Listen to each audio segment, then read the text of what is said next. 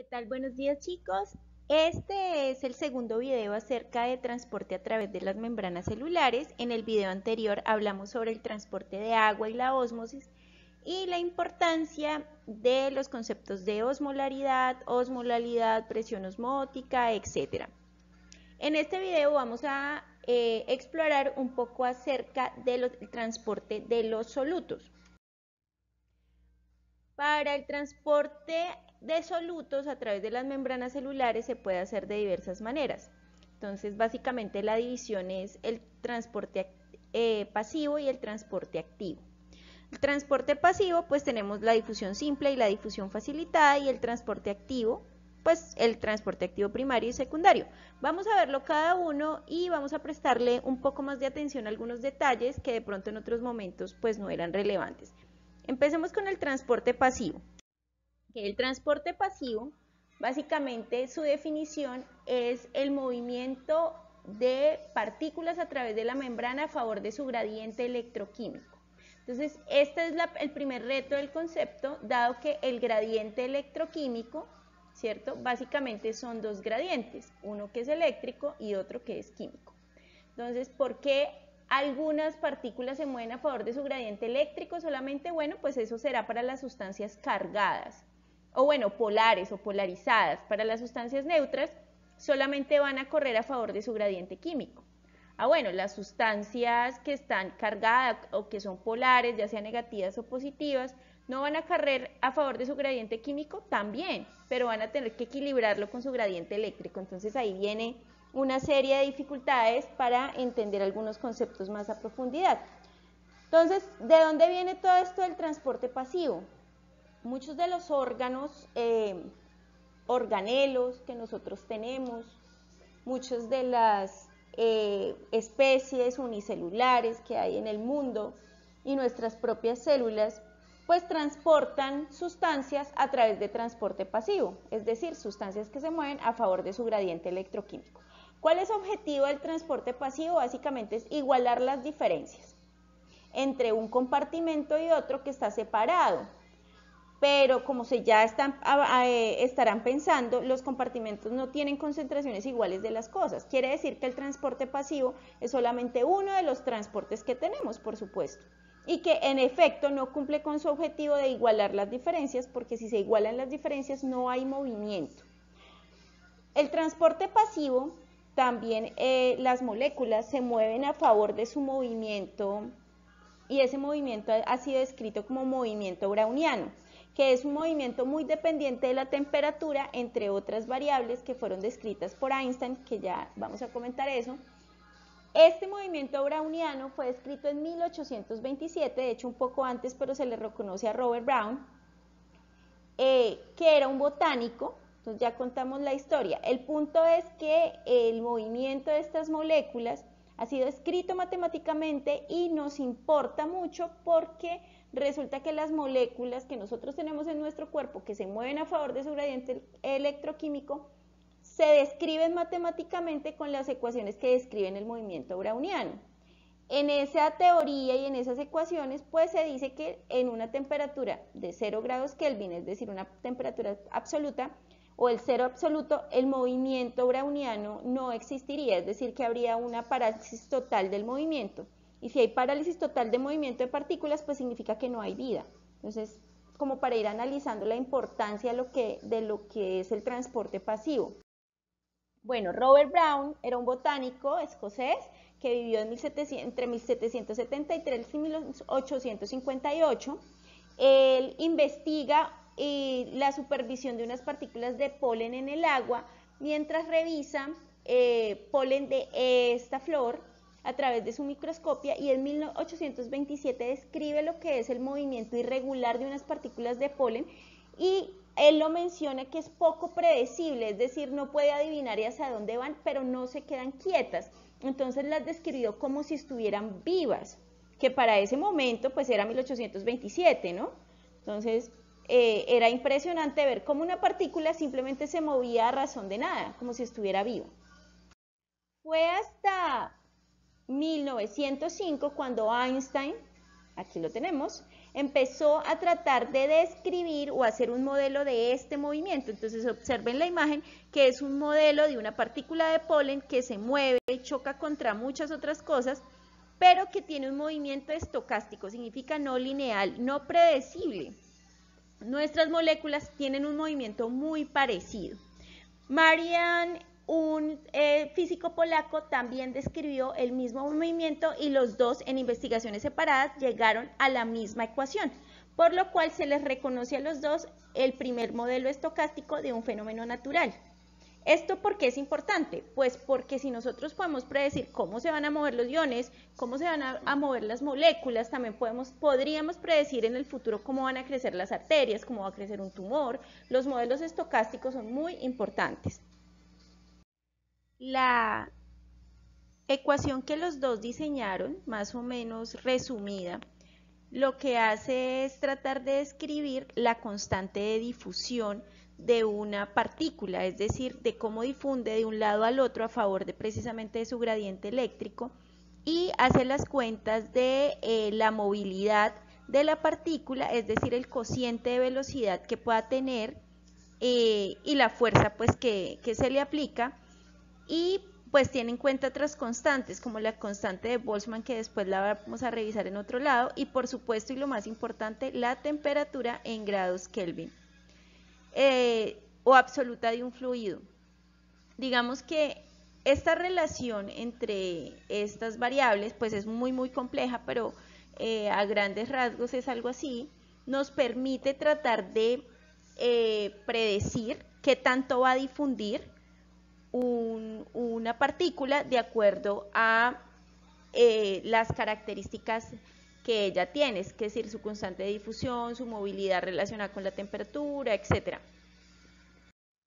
Bueno, por eso es muy importante para nosotros, ya que el transporte pasivo y el transporte, pues que es la difusión simple y facilitada, pues las partículas se mueven a favor de su gradiente browniano, así que se ven relacionadas con su gradiente eléctrico o químico. Entonces, para la difusión simple se hace a través de las membranas celulares directamente o a través de poros, pero el hecho de que sea por poros no significa que es facilitada, ojo, ¿no? Son poros que no tienen absolutamente ningún canal, ahorita vemos la diferencia. Generalmente la difusión simple está asociada a una velocidad lineal o con cinética infinita. ¿Qué significa eso?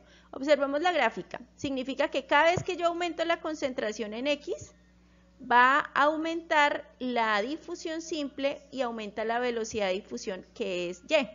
Es decir, que es una relación lineal. Observemos que esta línea punteada azul está ejemplificando cuál sería la difusión simple. Es decir, que es dependiente de su concentración. Cada vez que yo aumente la concentración de la sustancia, de un lado diferente de la membrana, es decir, que van a pasar hacia allá, cada vez que yo aumente más y más y más la concentración, pues más y más van a empezar a pasar o a difundir y la velocidad de difusión va a aumentar. Y esa relación es infinita, es decir, es lineal, ¿sí?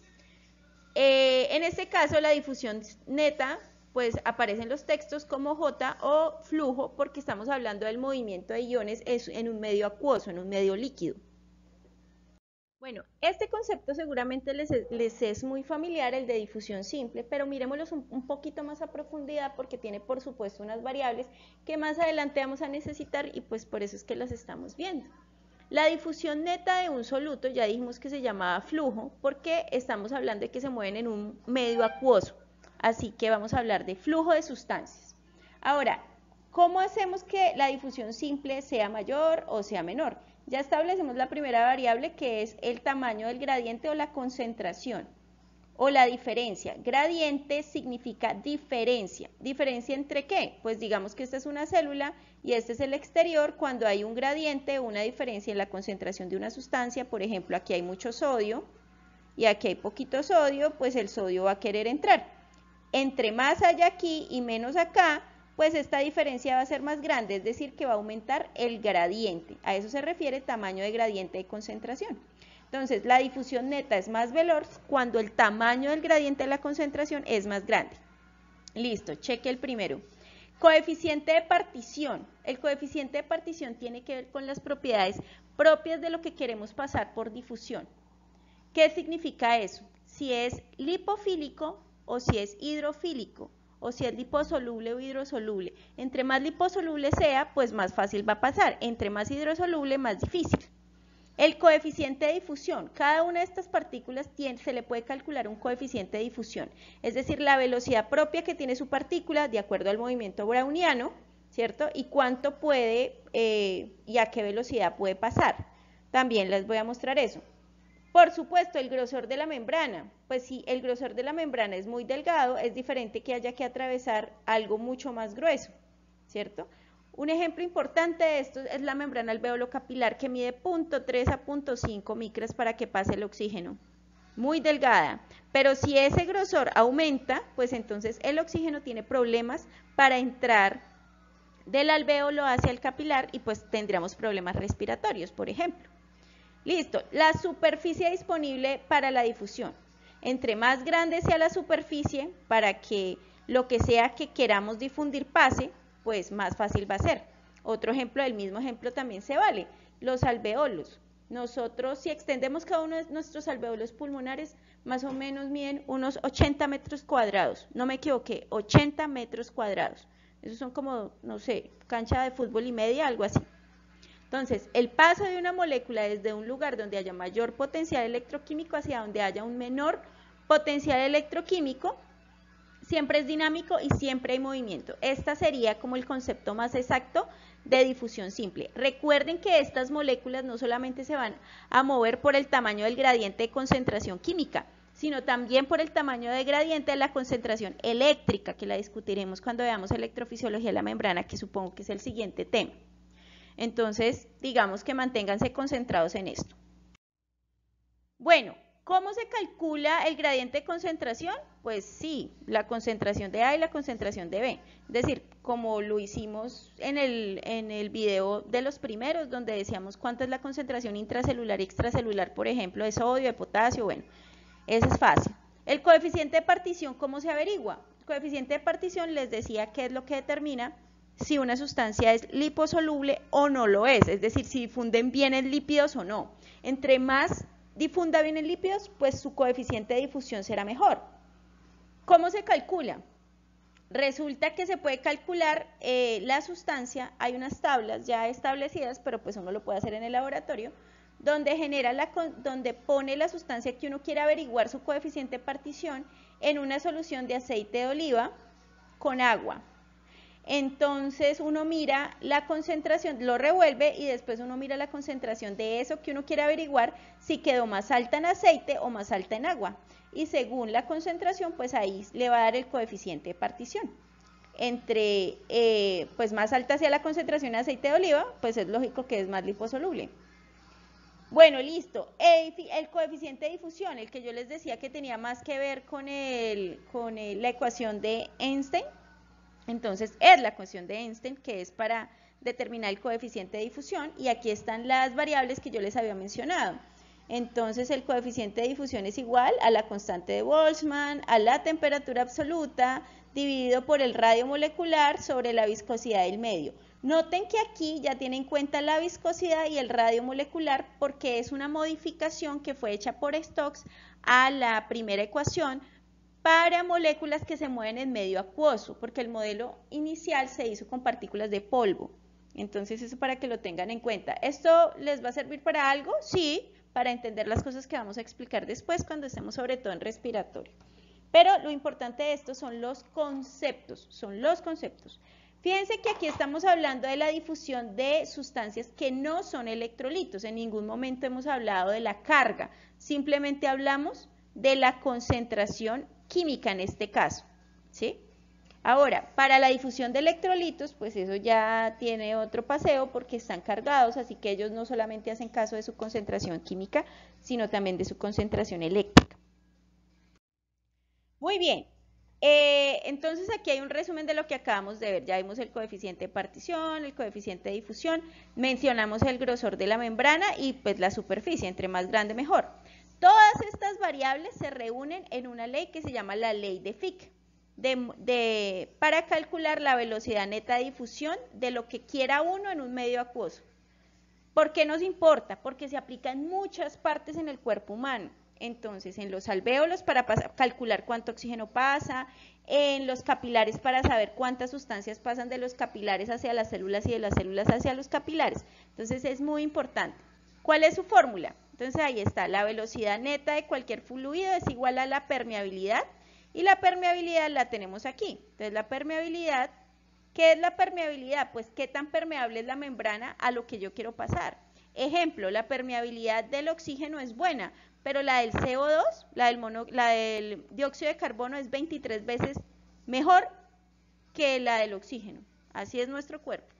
Entonces, fíjense que para calcular la permeabilidad de una membrana, o de la sustancia que yo quiero, qué tan permeable es en las membranas, tiene tiene en cuenta algunas de las variables que nosotros tenemos acá. Entonces, miren aquí, el coeficiente de partición por la difusión sobre el grosor de la membrana. Esta relación de estas variables nos da la permeabilidad, que está entonces aquí, y aquí para ya calcular la velocidad neta de difusión, entonces tenemos el coeficiente de partición por el área, entre más grande mejor, acuérdense, y tal vez aplique para varias cosas, bueno, no sé, y multiplicado por la diferencia de concentración entre A y B, es decir, de ambos lados de la membrana, ¿no? Acuérdense que entre más grande sea este gradiente, pues mejor. Pero seguimos hablando de difusión de no electrolitos, de sustancias neutras. Eso es importante, porque cuando hablemos de las sustancias cargadas, entonces ya vamos a ver que hay otras cositas que hay que tener en cuenta. Bueno, para la difusión de electrolitos no nos vamos a detener en este video a profundidad, porque hay algo que vamos a dedicar exclusivamente a hablar de eso, pero depende de su potencial eléctrico. El potencial es pues una fuerza que se guarda para hacer algo, y en este caso es para mover cargas. La difusión puede generar una diferencia de potencial a través de la membrana que se llama potencial de difusión, que ya lo hablaremos luego muy a profundidad. Entonces, por ahora, contentémonos con entender un poco cómo es la difusión de partículas neutras, que depende de la ley de Fick, y la ley de Fick depende de varias cosas, sobre todo la permeabilidad de la membrana, el área y la concentración de las sustancias que haya a través de la membrana que yo quiera pasarlo, ¿no? Entonces, por ejemplo, si quiero entrar sodio a la célula, pues me toca tener en cuenta la concentración. Bueno, en este caso serían moléculas no cargadas. Bueno, la glucosa es una molécula neutra, esa nos gusta porque es un buen ejemplo. La concentración de la glucosa afuera y adentro de la célula. Entonces ahí yo puedo calcular cuánto va a entrar, cuánto se va a demorar, etcétera. Bueno, les hablaba de que para la difusión simple, que aún seguimos en difusión simple, se usan unas porinas o poros. Esos poros, como observaron aquí, no tienen ningún canal. Como no tienen ningún canal, sirven para ósmosis, ¿sí? Y también para difusión simple de sustancias, tanto cargadas como no cargadas, porque como entra agua, entonces el agua por arrastre se lleva varias moléculas de todo tipo, pero digamos que se mueven a favor generalmente de su gradiente de concentración química, ¿sí? Ahora, las moléculas que se mueven a través de estos poros igual se están moviendo por difusión simple, ¿ok? Es decir, si una molécula no es capaz de pasar directamente por la membrana, sino usa un poro, no significa que sea difusión facilitada. Eso es algo que tenemos que entender. ¿Qué sustancias pasan directamente por la membrana y no necesita de poros ni de nada? Pues las que son súper, hiper y liposolubles, ¿no? O algunas hormonas y el oxígeno y el CO2, algunos anestésicos, etc. Bueno, el transporte pasivo entonces tiene una segunda subdivisión, que es la difusión facilitada. La difusión facilitada ya es mucho más interesante, y aunque tiene elementos del movimiento browniano y de la ley de Fick y todas esas cosas, tiene más reglas. Parte de esas reglas son estas que tenemos aquí. Están sujetos a la saturación, la estereoespecificidad y la competición. ¿Qué es la saturación? Entonces, la saturación es una cosa bien interesante porque tiene implicaciones en la vida clínica de los pacientes. Pónganle cuidado a esto.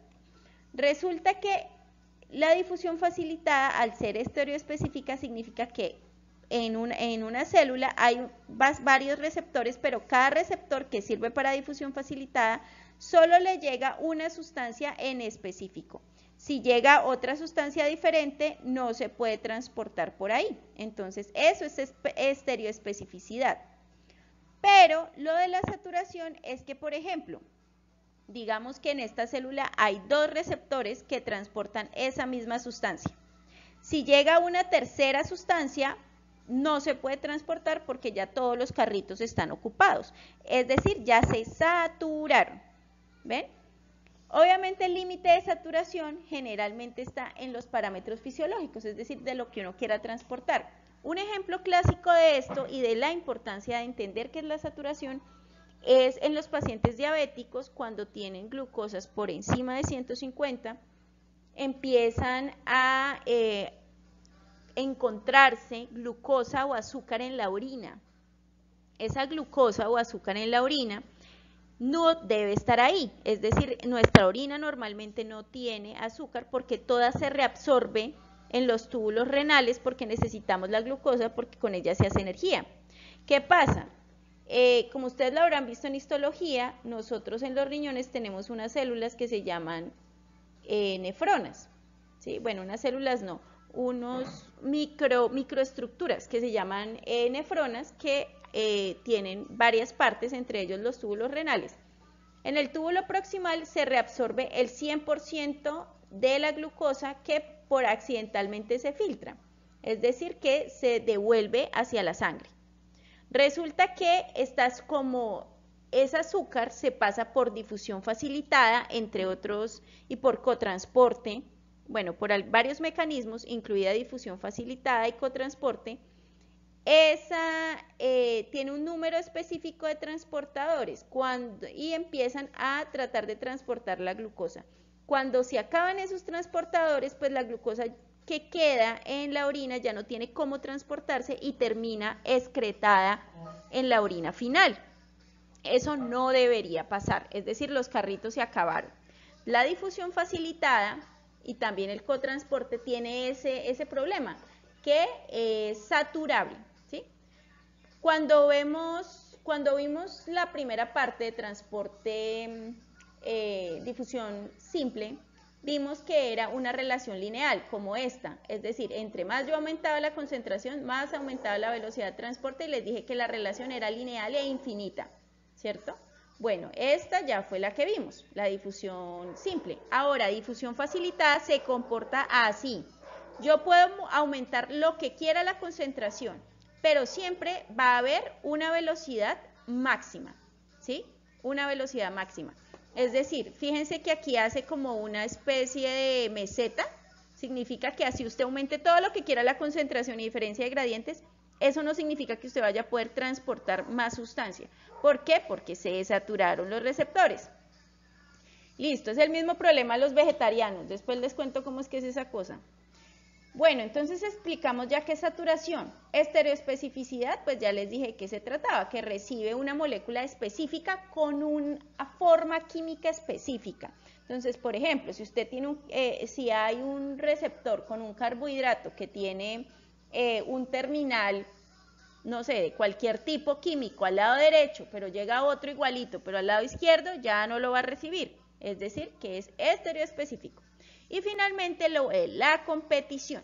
La competición significa que varios de esos receptores reciben más de una molécula y esas moléculas pueden competir entre ellas para ser transportadas. Entonces eso también puede a veces cambiar la velocidad de transporte de algunas sustancias. Por ejemplo, los medicamentos a veces hacen mucho eso, es decir que hay un receptor donde actúa una molécula y lo que hace el medicamento es tratar de competir contra la molécula orgánica por el receptor. Entonces, esto de Tmax y Vmax, pues es a lo que nos referíamos de lo de saturable. Bueno, como estamos hablando de la competición o la competitividad por determinados receptores que actúan en la difusión facilitada, pues claro que estos receptores pueden ser inhibidos de forma competitiva o no competitiva. ¿A qué se refiere eso? Digamos que aquí hay un receptor de una célula y pues generalmente recibe esta molécula X, Pero resulta que llega esta molécula, que también es una X, pero es una X muy rarita, pero como se parece mucho y estereoespecíficamente son muy similares, pues ella se pone aquí y quedó inhibido, ¿sí? Resulta que como esta es diferente, pues no causa los segundos mensajeros, que sí causa esta, entonces el receptor queda inhibido de forma competitiva, ¿sí? Competitiva. Bueno, ¿qué otro ejemplo puede ser? La inhibición no competitiva es que, digamos que el receptor es, digamos, ocupado por otra sustancia que genera una acción que puede ser similar a la molécula inicial que el receptor recibía. Eso también puede pasar. Bueno, listo. Las proteínas de transporte que se utilizan en difusión facilitada ya no se usan poros, ya se usan receptores con canales o portadores. Entonces vamos a observar la diferencia y ustedes ahí me van a decir.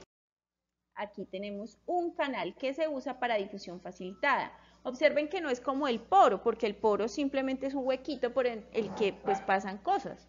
No, aquí hay un canal con una compuerta y esa compuerta se cierra o se abre dependiendo de la molécula que vaya a entrar. Si esa molécula es reconocida, pues el canal se abre. Si no es reconocida, pues no se abre, ¿sí? Entonces, y eso es lo que le da su característica de estereoespecificidad. Muy bien, ya revisamos el transporte pasivo, que incluye la difusión simple y facilitada. Recordar tópicos importantes que deben repasar y profundizar. La difusión simple, pues depende si estamos hablando de moléculas que están cargadas o no cargadas. Si son no cargadas y neutras, entonces obedecen a la ley de Fick, que hay que repasarla, porque la vamos a encontrar casi en todas partes otra vez. Y si son moléculas cargadas, dijimos que le vamos a revisar cuando revisemos electrofisiología de la membrana para no confundirnos. También dijimos que esas moléculas se mueven a favor del movimiento browniano, que está directamente relacionado con el coeficiente de difusión. Y vimos la fórmula y toda la cosa. Si no se acuerdan, devuelvan el video y analicen cada una de las variables. El objetivo en fisiología no es hacer cuentas como tal, pero sí es entender cuáles son las variables y qué pasa si unas suben y otras bajan. Ok, también, ¿qué más vemos en difusión simple? Que se puede hacer a través de la membrana o poros, ¿sí?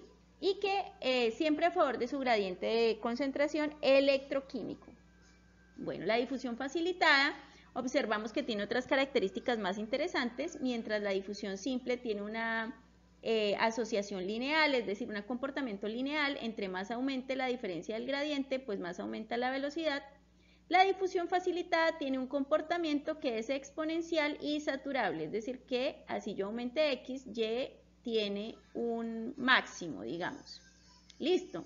Eso. También dijimos que la difusión facilitada se hacía a través de canales o portadores que tienen unas características como estereoespecificidad y que son saturables, es decir, que no hay carro para tanta gente y hay un número determinado de receptores para transportar un número determinado de sustancia y el resto se queda sin bus. Listo. Ahora vamos a ver con atención el transporte activo. Primero que todo, el transporte activo es el movimiento de uno o más solutos que se mueven en contra de su gradiente de potencial electroquímico. Recuerden que aquí otra vez aparece, quiere decir que también el comportamiento de las moléculas cargadas y no cargadas pues es diferente. Es decir, que el soluto se mueve a una zona de baja concentración o bajo potencial electroquímico a una de alta concentración o alto potencial electroquímico. Ahora, ese se divide en primario y secundario. Seguramente el primario lo tienen muy claro y el secundario lo tienen patinando como todo el mundo, no se preocupen, lo vamos a explicar.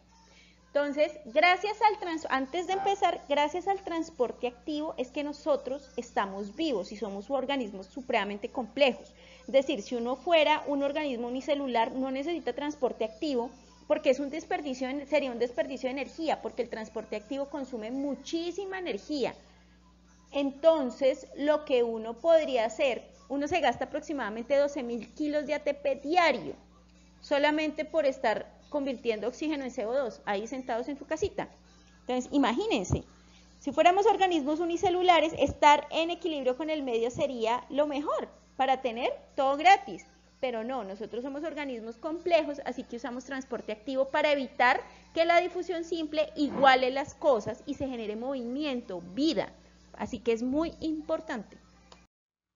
Bueno, el transporte activo primario siempre usa una proteína o enzima, ¿sí? Una proteína con actividad enzimática. ¿Qué quiere decir? Pues que es capaz de hidrolizar una molécula de ATP en ADP y un fosfato. Entonces, importante, siempre es una proteína que tiene actividad enzimática, que también es transportadora y que genera, por supuesto, un gasto de energía. Y que además produce un proceso electrogénico que en el próximo ejemplo les voy a explicar qué es electrogénico, es decir, que produce cambios eléctricos en las membranas celulares. Generalmente, en este caso, que aquí tenemos el ejemplo de la bomba sodio-potasio ATPasa, vuelve las células muy negativas. En la próxima diapositiva les explico eso, qué implicaciones tiene. Entonces, un ejemplo clásico de transporte activo primario es la bomba de sodio potasio ATPasa, que saca 3 sodios e ingresa 2 potasios a la célula. Y tiene varios estadios, ¿no? El estadio 1, que aquí podríamos decir que podríamos empezar como es un ciclo, pues no tiene un inicio, pero digamos que uno pudiera empezar a explicarlo desde aquí y ir girando. Entonces en la próxima diapositiva se los explico. Pero digamos que cualquier transporte activo primario, sea esta bomba o sea otra, porque hay varias, de calcio, de hidrogeniones, de potasio, bueno, hay de varias cosas, siempre necesita, digamos que estas características, que haya un gasto energético, genera un proceso electrogénico, tiene una enzima y es transportador de alguna sustancia. Ahora también, muy importante, transporta esa sustancia en contra de su gradiente de concentración. Entonces, las bombas, como les decía antes, es lo que permite que la difusión simple no genere una igualdad y eso hace que las células puedan generar actividad. Miremos un poco más de cerca el ciclo enzimático de la bomba de sodio-potasio ATPasa para que entendamos un poco mejor cómo es que funciona el transporte activo. Repito, esta no es la única bomba que hay, ¿cierto? Pero la mayoría funcionan más o menos en esos tipos de estadios, solamente que transportando pues otros iones además de sodio y potasio. Entonces miremos aquí, aquí empieza en el estadio E1, que es la forma que el ATP acaba de unirse a uno de los terminales, pero que los sitios para sodio están vacíos, es decir, todavía no tiene unido a nada. Cuando el ATP se une al receptor, este se vuelve muy afín al sodio. Entonces, fíjense que aquí tenemos y fíjense que todo está sucediendo de cara intracelular. Aquí, 3 iones de sodio se unen a los sitios del receptor en el estadio E1. Es decir, este estadio E1, una vez el ATP se une, se vuelve muy afín al sodio intracelular. ¿Sí? Bueno, ¿qué pasa en el segmento 3? La enzima hace su trabajo, ¿cierto? Y fíjense que separa un fosfato de la molécula de ATP, ¿cierto? Y eso genera un cambio de conformación que hace que la compuerta interior, no sé si la alcanzan a ver aquí, se cierra y los sodios quedan atrapados dentro, ¿sí? Entonces ahí está, la molécula de ATP se hidroliza, lo que se fosforila la subunidad alfa, esta fosforilación de 1 provoca un cambio en la conformación y ahora el estadio se llama E1 fosfato, que ocluye el sodio, es supremamente afín al sodio. Listo, después de esto, ese proceso genera otro cambio conformacional, ¿sí? Y pasamos espontáneamente a la etapa E2-fosfato. En la etapa E2-fosfato, la compuerta exterior se abre, ¿cierto? Y se pierde la afinidad por el sodio, así que el sodio sale hacia el espacio extracelular. Fíjense acá que vamos perdiendo el sodio. Ahora, como la compuerta exterior está abierta, en la forma E2-fosfato, la bomba se vuelve más afín al potasio. Entonces el potasio se adhiere a sus sitios, pero desde el punto de vista extracelular, que por supuesto son diferentes a los del potasio, y se une a estos sitios. Una vez el potasio ha ingresado, el fosfato se pierde y esa pérdida de fosfato cambia la conformación del receptor y genera una oclusión. Fíjense entonces que aquí ambas compuertas están cerradas. Luego de eso, volvemos digamos que esa pérdida del fosfato vuelve al receptor a su estadio E2 y cuando llega un nuevo ATP a pegarse a la molécula, eso hace que se abra la compuerta interior para liberar los potasios y volvimos a llegar al otro lado. La mayoría de bombas funcionan así. En la imagen anterior veíamos algo que se llama glucósido cardíaco. Los glucósidos cardíacos funcionan para bloquear el movimiento de la bomba, es decir, para enlentecer su actividad. En una célula pueden haber muchas bombas de sodio, potasio, ATPase, entre otras cosas.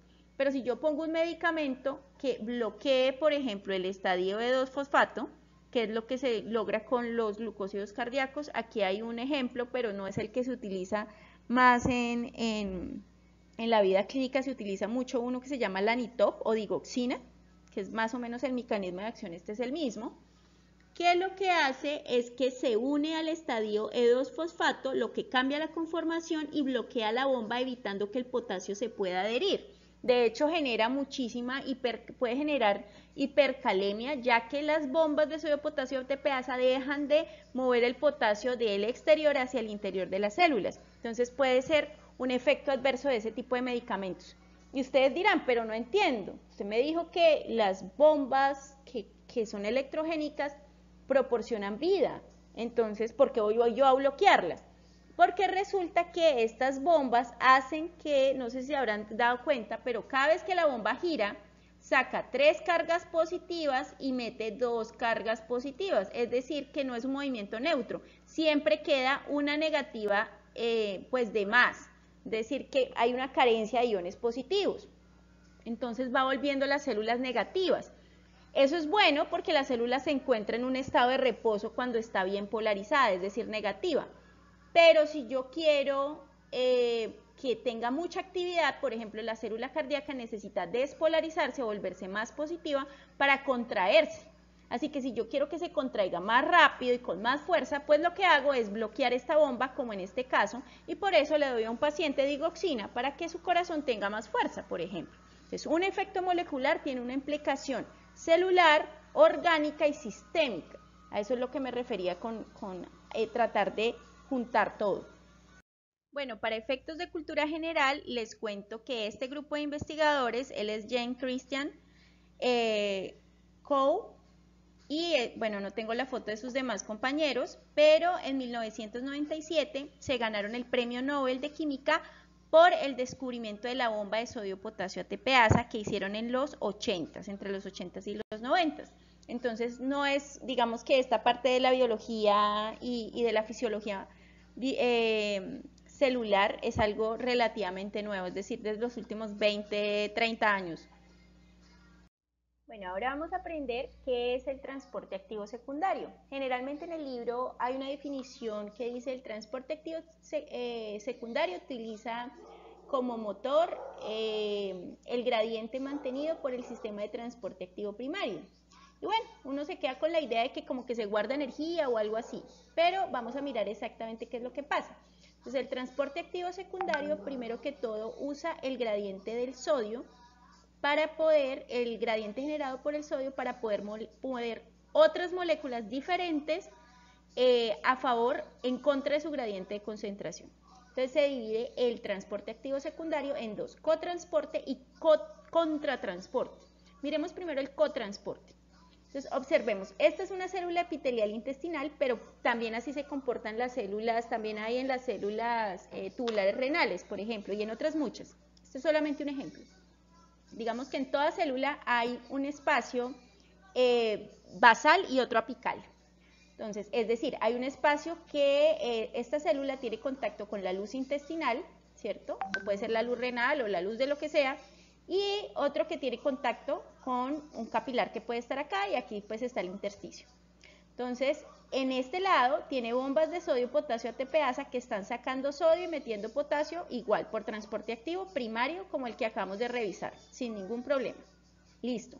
Ahora, ¿esto qué hace? Disminuye la concentración de sodio a nivel intracelular. Esa concentración de sodio a nivel intracelular, esa disminución, genera un gradiente con el exterior, haciendo que el sodio entre a favor de su gradiente de concentración. pero en esa entrada a favor de su gradiente de concentración usa pues una familia de receptores, en este caso aquí están los SGLT-U, que hay una familia grande de esos receptores, después los estudiaremos, pero para efectos del ejemplo nos sirve. Entonces el sodio está entrando a favor de su gradiente de concentración, ahí es transporte pasivo, es decir, difusión facilitada, ahí no hay nada raro. Pero resulta que ese gran movimiento o gran movimiento de gradiente electroquímico que genera el movimiento del sodio, porque aquí hay mucho y aquí hay poquito, arrastra una molécula de glucosa, aunque también pueden ser aminoácidos, entre otras sustancias, ¿sí? Y esta glucosa va en contra de su gradiente de concentración. Eso es transporte activo secundario. Pero fíjense que no está usando ATP de forma directa para nada. ¿Por qué dice que usa el transporte activo primario? Porque el transporte activo primario es lo que genera la disminución del sodio para empezar. Sin esa disminución, el sodio no puede entrar y si el sodio no entra, pues no cotransporta la glucosa. Se llama cotransporte porque ambas moléculas, tanto la que va a favor de su gradiente como la que va en contra de su gradiente, van hacia el mismo lado, que en este caso es intracelular. Luego, cuando la glucosa entra, pues ya la célula se ingenia la forma de tratar de sacarla por difusión facilitada hacia el exterior, ¿sí? Listo, ese es un ejemplo de cotransporte. Ahora miremos el contratransporte. El contratransporte también es transporte activo secundario, da lo mismo. La bomba de sodio-potasio ATPasa disminuye la concentración de sodio intracelular, el sodio entra a favor de su gradiente de concentración, pero en este caso la molécula que es movida en contra de su gradiente de concentración va al lado contrario de la que es movida a favor de su gradiente, o sea que es un contratransporte. Pero nótese que esta molécula va en contra de su gradiente de concentración, es decir, que está usando transporte activo secundario, que no hubiera sido posible si no hay disminución de sodio en el interior. De eso se trata el transporte activo secundario, siempre dependiente del gradiente del sodio. Para este efecto de este transporte activo secundario se usan portadores o transportadores, como quieran decirlo, que también, así como la bomba de sodio-potasio ATPasa tenía diferentes momentos, pues este también la difusión facilitada funciona muy así, es decir, el transportador está abierto y recepciona la molécula estereoespecíficamente para ella, ella se une y una vez se une se cambia la conformación del canal, lo que hace que quede la molécula atrapada adentro, ¿sí? Y una vez eso pasa, pues la compuerta interna se abre para dejar liberar la molécula que para empezar había capturado, hasta un momento donde queda inactivo y todo vuelve a suceder y así sucesivamente. Bueno, en resumen, aquí tenemos una tabla de cómo se comporta la difusión simple, la difusión facilitada, el transporte activo primario y el transporte activo secundario, que es cotransporte y contratransporte. Entonces, miremos. Activo o pasivo, entonces aquí dice cuál es pasivo, cuál es activo, ascendente, es decir, en contra de su gradiente, y cuáles son activos secundarios. Mediado por portador, recordemos que el pasivo no tiene portador, ¿cierto? En cambio el facilitado sí tiene, es decir, que si hay canales y estadios de abierta y cerrada de compuertas. El transporte activo primario, por supuesto que tiene portador y pues el activo secundario pues también. Usa energía metabólica, no, sí de forma directa y el activo secundario sí de forma indirecta, pero no significa que guarde un poquito de ATP ni nada, sino que los solutos se mueven por el gradiente que se produce por la disminución del sodio, ¿sí? Listo, entonces aquí tenemos la tablita, la repasan para entender más o menos de qué se trata. Muchísimas gracias por escuchar el video y por supuesto que hace falta más tema y profundizaremos pues en nuestra clase sincrónica el día jueves para todas las preguntas que les vayan quedando sobre esto.